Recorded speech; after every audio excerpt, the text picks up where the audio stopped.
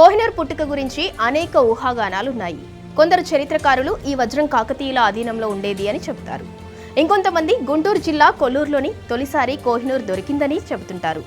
మరికొందరు ప్రతాపరుద్రుడు ఢిల్లీ సుల్తాన్తో సంధి చేసుకుని అపారమైన సంపదను కోహినూర్ వజ్రాన్ని సమర్పించాడు అని అంటూ ఉంటారు. ప్రజెంట్ దాన్ని ధరించిన వాళ్ళు, దాచుకున్న వాళ్ళు కాలగర్భంలో కలిసిపోయారు. దాంతో క్వీన్ విక్టోరియా జాగ్రత్త పడి అరుదైన సందర్భాల్లో మాత్రమే దాన్ని ధరించేవారు. మహారాణులు మాత్రమే ఈ వజ్రాన్ని ధరించాలి అని ఒక వీలునామా కూడా రాశారు. ప్రస్తుతం ఈ వజ్రం టవర్ ఆఫ్ లండన్ దగ్గరున్న జ్యువెల్ హౌస్లో ఉంది. ఏంటి సడన్ గా కోహినూర్ గురించి ఎందుకు చెప్తున్నా అనుకుంటున్నారా? కోహ్ ఈ నూర్ అంటే శాంతి శిఖరం అని అర్థం.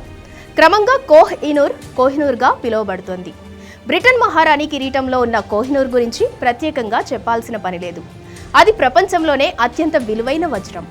అనేక పరిణామాల మధ్య ఆ డైమండ్ తెలుగు నేల నుంచి బ్రిటన్ వారసత్వ సంపదగా మారింది. బ్రిటన్ రాణుల కిరీటంలో ఒదిగిపోయింది. దాన్ని తిరిగి తీసుకోవాలని భారత ప్రభుత్వం దౌత్య మార్గాల్లో ప్రయత్నించినప్పటికీ వర్కౌట్ కాలేదు.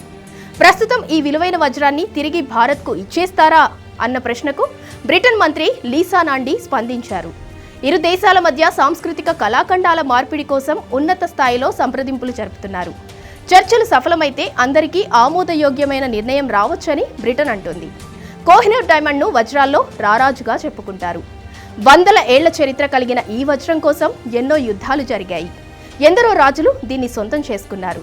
అలా అది భారతదేశం దాటి బ్రిటన్ చేరింది. ఇప్పుడు అది భారత్కు చేరితే ఎన్నో ఏళ్ల నుంచి వేచి చూస్తున్న నిరీక్షణ ఫలించినట్లు అవుతోంది.